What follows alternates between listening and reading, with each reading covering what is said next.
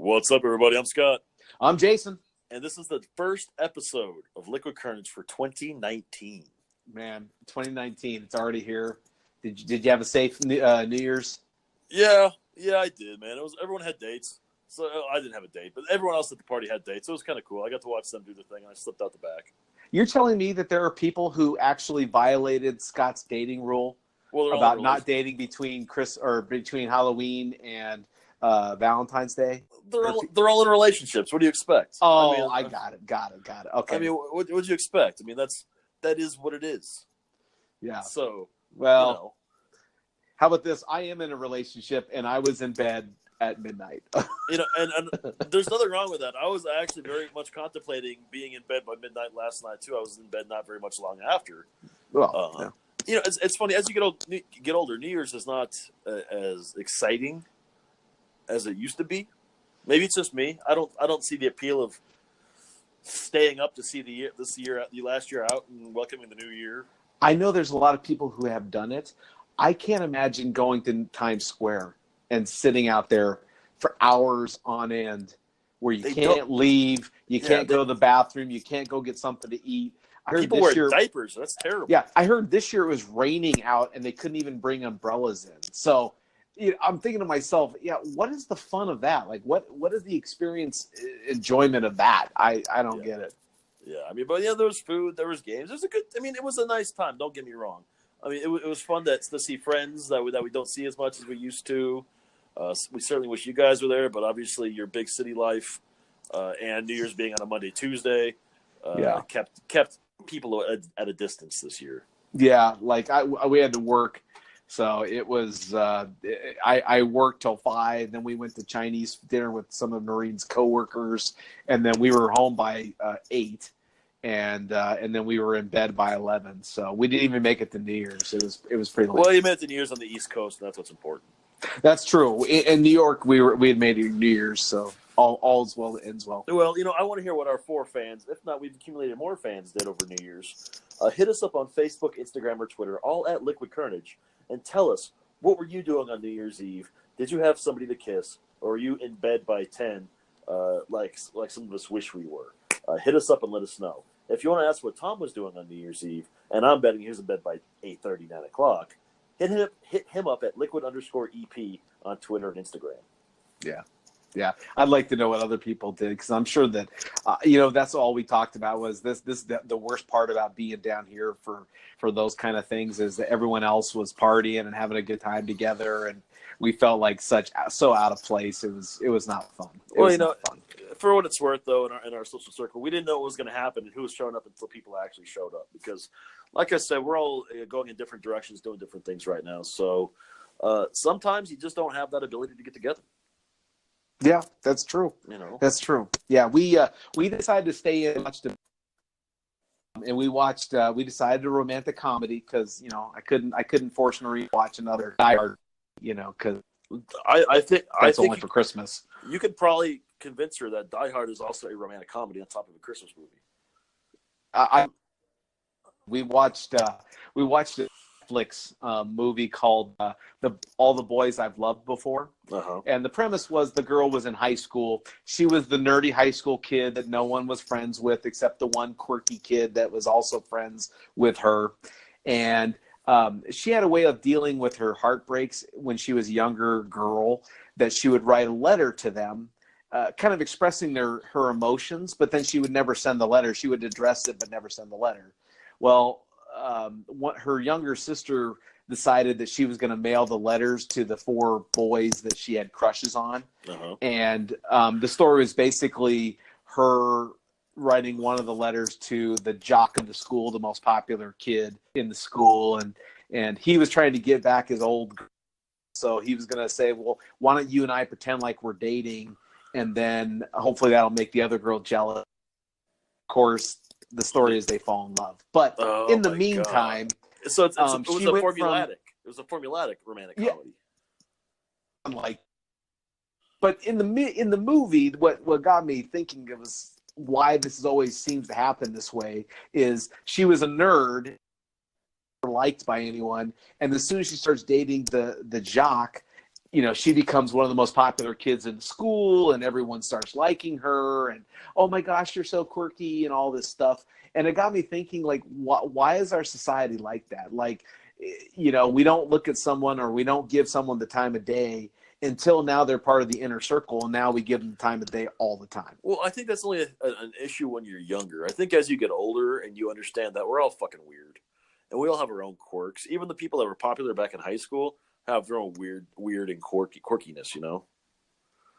Well, but I don't know. As an adult, and maybe it's because I'm down here now, but I've been finding that I am not part of a lot of social circles down here. Like in Kingman, we had a pretty strong group of, a pretty strong group of friends in our little community. And when I come down here, we're not part of that group. And so a lot of people don't even, I mean, like we went out with a group of Noreen's coworkers to Chinese food last night, and none of them knew us from Adam. We were just strangers. And yet I'm wondering, I wouldn't even be part of this group if it wasn't for Noreen's friend. So what do you do? What do you do in that case? Like you said, so are you guys looking for like a circle down there, or how does that happen? Like, I don't know what to do in that scenario. So anymore. So here's the weird situation about that is that this group of people, probably 8 or 10 of them, they do this they're very close. I mean, how about this? They are the us of Scott, or of Cave Creek is where they live. Okay. And they do everything together. They go to movies together. They go to each other's houses together. They do all this stuff, right? So I wouldn't even have been invited to this event had it not been for Noreen knowing one of the people who's part of this group. But at the end of the night, 2 people said, "Oh my gosh, give me your phone number. We'd love to hang out with you." And it's like, well, you didn't even know me an hour. You didn't even know me 2 hours ago, and now I'm all cool. You still don't know me. Yeah, but let's be honest, though, that you do very well in those scenarios where you don't have to know anybody in a room, and by the time you leave a room, you can know everybody, and everybody wants to know you. That's something you're very good at doing. I don't know. We have a pretty big group of people, but it takes people a little while to get into our friend group. Does it? And some of these people. Look at the people we've accumulated over the years. I don't think it takes much. I think some just showed up and never left. Yeah, that's true. That's true. You drink. Yeah, I mean, to build off that, Dean and I were talking last night. Our buddy Dean, and all of our social circle. For those that don't know, and I'm sure we'll get a note of this from our executive producer because we're getting too personal. When our social circle started hanging out 10 years ago now, this is the 10-year bro anniversary for Dean and I, where we were playing apples to apples at your and your then wife's house. Yeah, with everybody. And that's it's been true. 10 years. Yep. You and Noreen and Dean and I were the patriarchs and matriarch of this social circle that we've built. And that's right. We had over 15 people at the house last night, just from the people we've picked up along the way, and their significant others, and other random strangers and whatever else. Because it's what we do, and it's something you do. So I would not be surprised if you are leading that group down there. We're gonna have to have a rumble pretty soon here for domination. No, it's not even close to being the same thing. Believe me, the very nice group of people, but they're not going to be people that I hang out with on a regular basis. Noreen has a weird group of people that she works with. Some of the people are they're from Scottsdale, so they're like really uppity up, and they have very expensive homes and very expensive cars and that kind of stuff. Then this group is weird. Group of people, very nice, but totally different personalities. And I think I'm just past the point of wanting a new social circle. I think I like my social circle the way it is.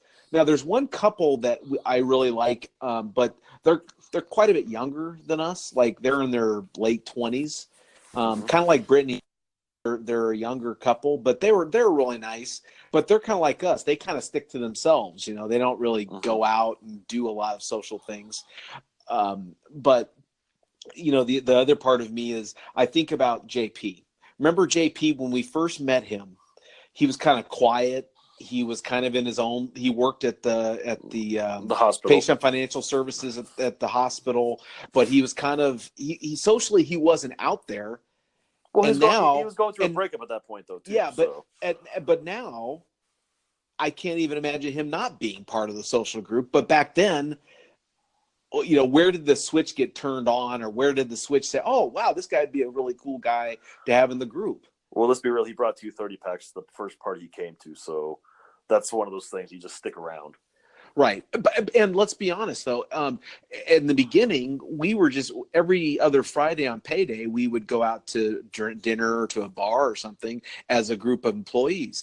And the first time that we ever expanded past that was when you came with me to our little social event. Remember? Oh, yeah, I do remember that. Yeah. You know what I mean? And you said, "Hey, this yeah. guy's pretty cool. Let's hang out sometime." And then the rest is history. But at the time, it never crossed my mind that he would be part of our group. And then, you know, now it's like you said, it would be unconscionable that he wouldn't be part of our group. You know what I mean? Yeah. So he's one of the instrumental fibers. I get that. Yeah. It takes a lot to find people like that you can trust, and it takes time to build those relationships up too, because you have to have a lot of mutual interest, more than just drinking.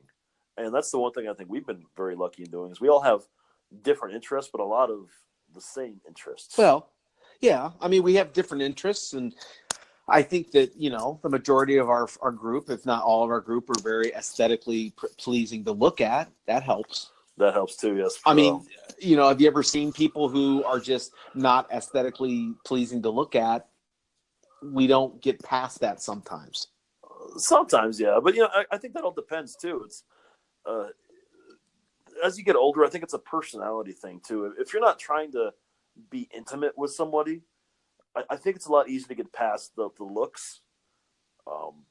You know, for me, I've met a lot of people I've not been attracted to, a lot of women I've not been attracted to, but I think, you know, I've become friends or whatnot because we get along very well, or, you know, we have the same understanding on life and philosophies on life. And it's nothing, you know, I want more than platonic, but I can look past that, especially as I get older, because I can appreciate their viewpoints and their stances on things. And how did you get past that? Because I find that sometimes is tricky. Like, I'll look at someone and I'll make my instant determination of what kind of person they are. Well, don't mistake me for thinking. Don't mistake it for thinking that I don't make those snap judgments too. But, you know, I'll give it some time, and I'll listen to other people's opinions on them and what they think and their thoughts, and then I'll sit and watch and listen and kind of form my own. This doesn't happen overnight.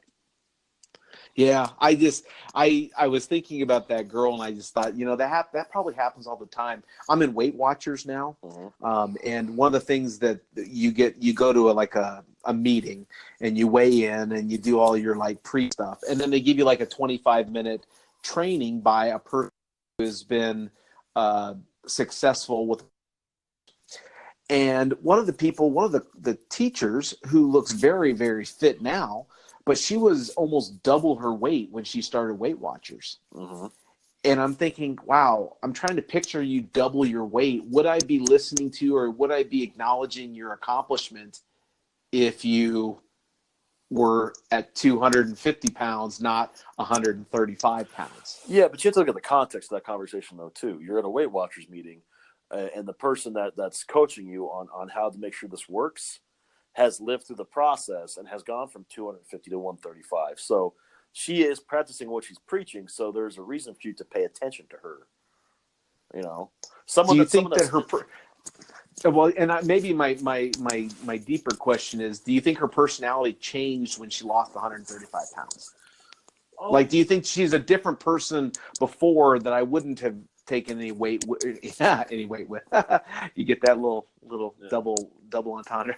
I wouldn't have put any weight on her, what she said, versus someone at 135 pounds. No, do you look at someone differently? Do you look at someone differently who's lost that much weight? I don't think so. I think you have to look at the context of the situation. It's, again, you're talking about someone who's teaching at a Weight Watchers meeting and who's lost over half her body weight. I think that gives her the right to discuss and coach people on how to do that themselves. Now, if she had started off at 250 pounds and still weighed 250 pounds and been doing this for 3 years, I'd be right there with you thinking, I don't think she's got any room to talk about this because clearly what she's trying to do is not working. And that's not a knock on her. That's just, nothing to do with her physically. It's just that she's not practicing what she's preaching. You follow me?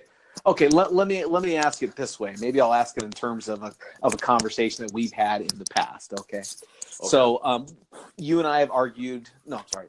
You and I have had great debate on who the best singers of certain certain comparisons. Who are the best singers? Yeah. I remember one time the question came up: who is the most successful American Idol winner? Who'd you say? That's Carrie Underwood. And I said Kelly Clarkson. Kelly Clarkson, right? Mm-hmm. The first winner versus the third winner, yeah.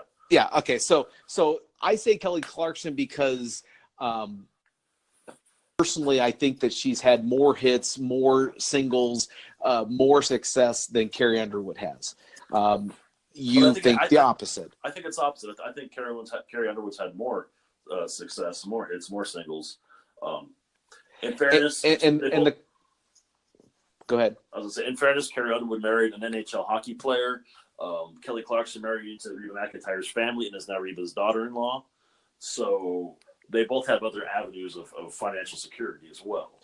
Do you think that any of Carrie Underwood's more successful career is attributed to how she looks? Well, I think it helps. Don't get me wrong, but Kelly Clarkson also in her day was very attractive as well. Okay, I've always known Kelly Clarkson as not as pretty as Carrie Underwood. Well, she's curvier, but she's just as pretty. I guess beauty's in the eye of the beholder. Really? Now, I know you're trying to be politically correct, but I think if you polled on our Twitter account and said who's prettier, Carrie Underwood or Kelly Clarkson, I would venture the majority, if not the entirety of our 4 listeners would say that you are absolutely bonkers and say, oh, beauty's in the eye of the beholder. Kelly and Carrie are about equal. I didn't say they're equal. They're different kinds, but they're both attractive. Oh, okay. Wow. God. At this point, we're going to make a mental note that for our 4 listeners out there, we will play the political correct card and say that they are both equally beautiful in their own rights. Wow. I can't believe we have that on recording, dude. Such a dick. Really? I agree with you. That's like saying, I don't know. Meryl Streep and Elizabeth Hurley are both beautiful in their own rights. They're almost even. They're almost even, dude. Someone might think that. I don't know. I mean, I'm not one of those people, but okay. That's not for me to decide. I mean, I'm just being honest out there. Well, anyways, the point would be is that if Carrie Underwood did not look like Carrie Underwood, do you think that she would have still been as successful?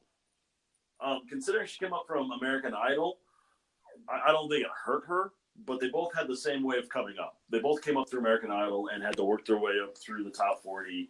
Now they're both hosting TV shows or not hosting TV shows, but Kelly Clarkson, I believe, is on The Voice, or she has been. And right. Carrie Underwood is essentially the voice of Sunday Night Football with her entrance song. And so for you, what makes Carrie Underwood more successful than Kelly Clarkson then? She's put out continuous album after album for the last probably 10, 12 years. While I know Clarkson has stopped and got married and had a family, so was Carrie Underwood. I just think she just kept going. She just kept grinding. Wow, really? Yeah. Oh, I haven't gone, and I don't know the stats. I don't know how many albums each of them have put out. I'll be honest. I've got some of Carrie Underwood's early stuff and some of Kelly Clarkson's early stuff, but I haven't listened to either one of their songs in probably the last 5 or 7 years. Yeah. So I couldn't tell you who's more popular now. I'd assume it's Carrie Underwood, just because I see more of her. But yeah, that's true.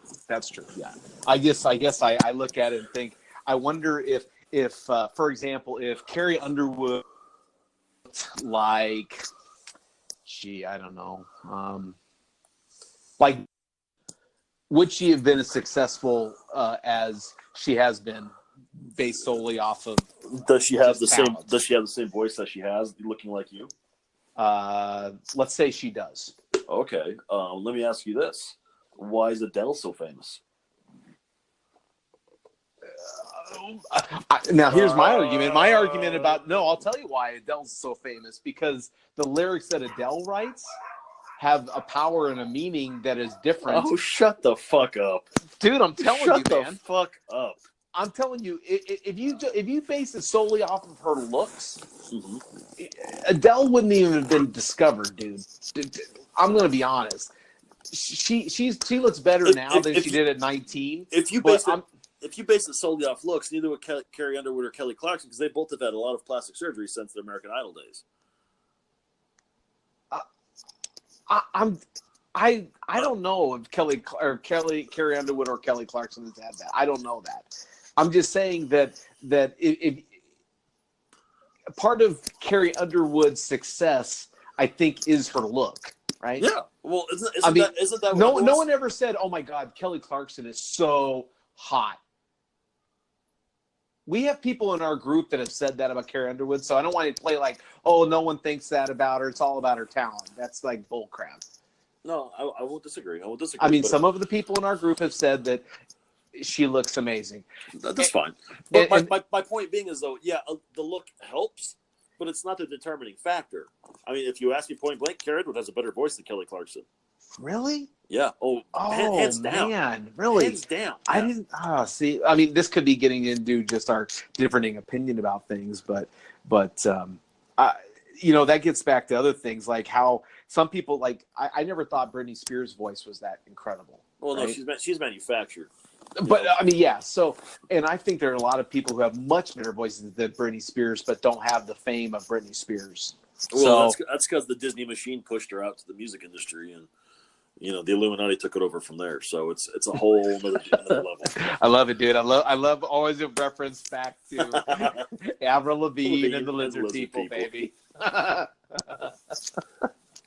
It's ultimately from circling back to the show you watched on Netflix last night, the teenage romantic comedy. Yeah. That's all the same for me, man. That's Drew Barrymore's Never Been Kissed. That's 27 Dresses. That's whatever teen movie that makes you want to feel good about being a late blooming ugly duckling is. Well, and the thing about this one is, the one thing I did like about the movie was the girl, like, she never tried to be someone else. She always was herself in the movie, and that part I kind of respected about her, is that she was the same person before and after. It was everyone else who was learning, oh, wow, it's really cool. I need to give her more, I'm glad I gave her a chance because she's actually pretty cool. Yeah. Which is, I guess that moral is an important moral with it too. I think that comes with age and experience, though, too, because as you get older, and I know I've done this, it's happened to other people, as your perspective changes and life happens, you become closer with people you might have not have been close with when you were younger. Just because through work circumstances or life circumstances, maybe you have kids that play in the same soccer teams, or you work in the same with the same organization, and you have to work together, so you become friends, and you realize that maybe you're not as big of a dick as I thought you were. That shit happens all the time. Well, and my mom said that my cousin came to visit her for New Year's. And I guess my cousin has lost 60 pounds. She's changed her hair. She wears makeup. She's a totally different person now. And I asked her, I said, well, is her personality the same, or has she changed that too? And she said, no, she's exactly the same person. She just looks different, and she carries herself different, and she's more mature. And I thought, now there's this, her personality is the same, but changing her appearance changes who she is, and I would venture to say probably changes how other people respond and react to her. Yeah, that's true. We've always joked about that. You can either talk yourself pretty or talk yourself ugly. Which I still stand by. Absolutely. Yeah, I mean, how many times have we seen it where we saw a beautiful person, they open their mouth, and you're like, stop. Don't ever talk to me again. Or you're just nasty. Or we've seen the other way too, where, oh man, that person's not very anything to write home about, but you start to get to know them, and it's like, oh man, this is a great person. Yeah. So yeah. That's and true. and thank goodness for that, because otherwise we'd be stuck with a lot of people who might look good. Oh, Shallow Hal. We just did a Shallow Hal reference. That's We're all it. about So, rom-coms tonight, man. I think the moral of the story is next time you and Noreen have a night in to watch a romantic comedy, maybe skip the teenage romantic comedy and do what the rest of the world is doing right now and watch Bird Box or some other movies just like that. Have you seen that one? I have not seen it yet. Oh, okay. Okay, yeah. I've heard it's okay. I read the preview of it, and to me it was like, this is a quiet place, but instead of not being able to talk, they can't see. They can't see? Well, that's going to be kind of weird. So they can't look, they can't see and stare out into people. Yeah, and, okay. Yeah. So I don't know the premise of it, and I have a general idea. JP explained it to me. I'm sure I'll watch it at some point this weekend, but I got to go gamble first and do some other stuff, and then I'll get to it. Sometimes gambling is so much better, dude. Sometimes it's so much better. I do like to gamble too. So what? Okay, go ahead. I was gonna say. So why don't our listeners tell us? Did you watch the Bird Box yet? Hit us up on Facebook, Instagram, or Twitter, all at Liquid Kernedge. Tell us your thoughts on it. Let us know. We just want to see what you thought on it. If you think Tom should write a romantic comedy and sell it to Netflix, him up on Instagram or Twitter, all at liquid_EP. I think the biggest thing is that for those of you out there, just don't just judge us by what you listen to on the podcast. Get to know us. Get to experience us. Listen to our earlier podcast to get to know us better. And understand that we're not shallow as puddles either. I mean, I'm at least as shallow as a small stream, and you might be, a gully. I think it's just one of those things that's interesting how, it's like a book. A book cover might be really nice, but you start reading the pages and it's not a great book. Yeah. And vice versa. Same with people. So what's the age-old reference? Don't judge a book by its cover? Whoa. Rom Com, baby. Rom Com. There you go. You book covers. That's the name of the movie. Liquid Kernedge 2019, writing a screenplay for a romantic comedy called Book Covers. Hey, I think we talked about it several times in the last couple of weeks, but we have a whole new year of episodes we're going to be recording. If you have a great idea for an episode, we'd love to have you. So don't be shy. Make sure you let us know if you're interested, and we'll set it up. So real quick before we sign off, because we're coming into the show, January brings a lot of great things. The college football championship next Monday, and the NFL playoffs start this weekend. So real quick, Saturday we've got the Titans and Colts and the Seahawks and Cowboys. Who are you picking? I've got the it should be the Colts and the Texans, right? Yeah. I've actually got the Colts in an upset on that one. Wow. And I have the Seahawks over Dallas. See, I'm going to take Houston over Indy, and I'm going to take Seattle over Dallas as well. Okay. Now, what about Sunday? We've got the Bears hosting the Vikings, and then what was the other AFC game? No, it's Bears over with the Eagles. Bears and Eagles, that's right. The Bears and Eagles, and then the Chargers. Baltimore. That one I do have. I have a Baltimore win, and I have a Bears win. Those home teams win those two games. I'm going to take the Bears, and I'm going to take the Chargers on that. I picked them early this year. The Chargers are my AFC team to be a dark horse into the Super Bowl. So, all right. What about Monday night in San Francisco, Santa Clara? We've got Alabama and Clemson for the College National Championship. I'm going Alabama in a close one. I've got 34-30. I will take Clemson, 42-35. Wow, two very close, high-scoring games. Yeah. Yes. No, the football. I think we have to also give a poor shout out to our friend Dean.